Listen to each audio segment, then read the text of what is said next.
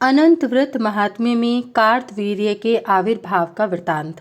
राजा युधिष्ठिर ने कहा, भगवान, भक्ति पूर्वक नारायण की आराधना करने से सभी मनोवांछित फल प्राप्त हो जाते हैं, किंतु स्त्री पुरुषों के लिए संतानहीन होने से अधिक कोई दुख और शोक नहीं है, परंतु कुपुत्रता तो और भी महान दुख का कारण है। योग्य संतान सब सुखों का हेतु है। जगत में वे धन्य हैं जो सर्वगुण संपन्न, आरोग्य, बलवान, धर्मज्ञ, शास्त्रवेता, दीन अनाथों के आश्रय, भाग्यवान, हृदय को आनंद देने वाले और दीर्घायु पुत्र प्राप्त करते हैं।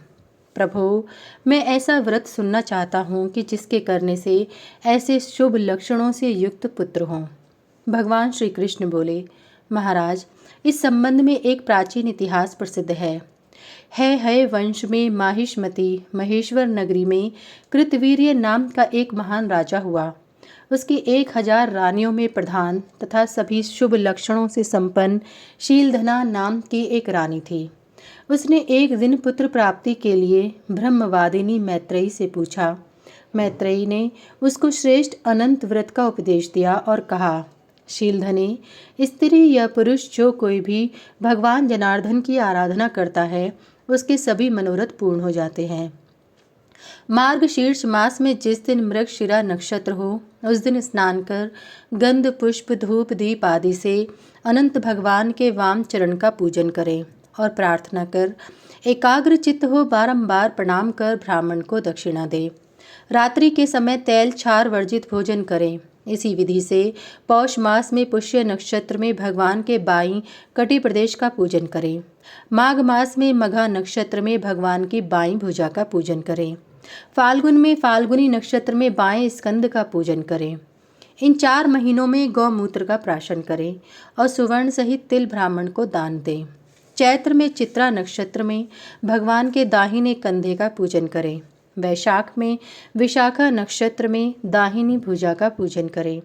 ज्येष्ठ में ज्येष्ठा नक्षत्र में दाहिनी कटी प्रदेश का पूजन करें। इसी प्रकार आषाढ़ मास में आषाढ़ा नक्षत्र में दाहिने पैर का पूजन करें। इन 4 महीनों में पंचगव्य का प्राशन करें।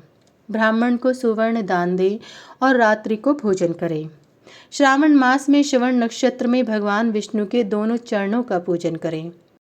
भाद्रपद मास में उत्तरा भाद्रपद नक्षत्र में गुह्य स्थान का पूजन करें। आश्विन में अश्विनी नक्षत्र में हृदय का पूजन करें और कार्तिक मास में कृतिका नक्षत्र में अनंत भगवान के सिर का पूजन करें। इन 4 महीनों में घृत का प्राशन करें और घृत ही ब्राह्मण को दान दें। मार्गशीर्ष आदि प्रथम 4 मासों में घृत से, द्वितीय चैत्र आदि 4 मासों में शाली धान्य से और तृतीय श्रावण आदि 4 मासों में अनंत भगवान की प्रीति के लिए दुग्ध से हवन करें। हविष्यान्न का भोजन करना सभी मासों में प्रशस्त माना गया है। इस प्रकार 12 महीनों में 3 पारना कर वर्ष के अंत में सुवर्ण की अनंत भगवान की मूर्ति और चांदी के हल मूसल बनाएं।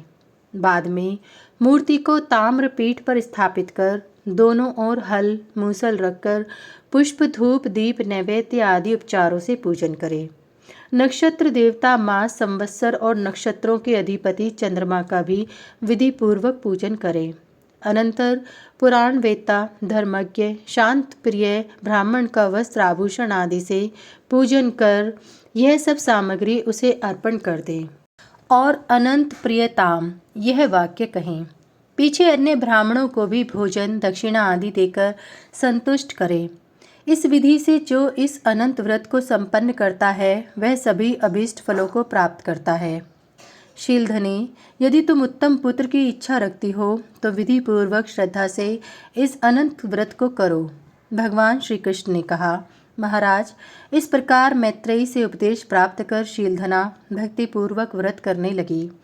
व्रत के प्रभाव से भगवान अनंत संतुष्ट हुए और उन्होंने उसे एक श्रेष्ठ पुत्र प्रदान किया। पुत्र के जन्म होते ही आकाश निर्मल हो गया। आनंददायक वायु प्रवाहित होने लगी। देवगण दुदुम्बी बजाने लगे। पुष्प वृष्टि होने लगी। सारे जगत में मंगल होने लगे। गंधर्व गाने लगे और अप्सराएं नृत्य करने लगी। सभी लोगों का मन धर्म में आसक्त हो गया। राजा कृतवीर्य ने अपने पुत्र का नाम अर्जुन रखा। कृतवीर्य का पुत्र होने से वही अर्जुन कार्तवीर्य कहलाया। कार्तवीर्यार्जुन ने कठिन तप किया और विष्णु भगवान के अवतार श्री दत्तात्रेय जी की आराधना की। भगवान दत्तात्रेय ने यह वर दिया कि अर्जुन, तुम चक्रवर्ती सम्राट होगे। जो व्यक्ति शाम काल और प्रातः नमोस्तु कार्तवीर्याय यह वाक्य उच्चारण करेगा, उसे प्रस्थ भर तिल दान का पुण्य प्राप्त होगा। और जो तुम्हारा स्मरण करेंगे, उन पुरुषों का द्रव्य कभी नष्ट नहीं होगा। भगवान से वर प्राप्त कर राजा कार्तवीर्य धर्मपूर्वक सप्तद्वीपा वसुमती का पालन करने लगे। उन्होंने बड़ी बड़ी दक्षिणा वाले यज्ञ संपन्न किए और शत्रुओं पर विजय प्राप्त की। इस तरह रानी शीलधना ने अनंत व्रत के प्रभाव से अति उत्तम पुत्र प्राप्त किया। पिता को पुत्र जनित कोई भी दुख नहीं हुआ। जो पुरुष अथवा स्त्री इस कार्तवीर्य के जन्म को श्रवण करते हैं, वे 7 जन्म पर्यंत संतान का दुख प्राप्त नहीं करते। जो इस अनंत व्रत को भक्ति से करता है, वह उत्तम संतान और ऐश्वर्य को प्राप्त करता है।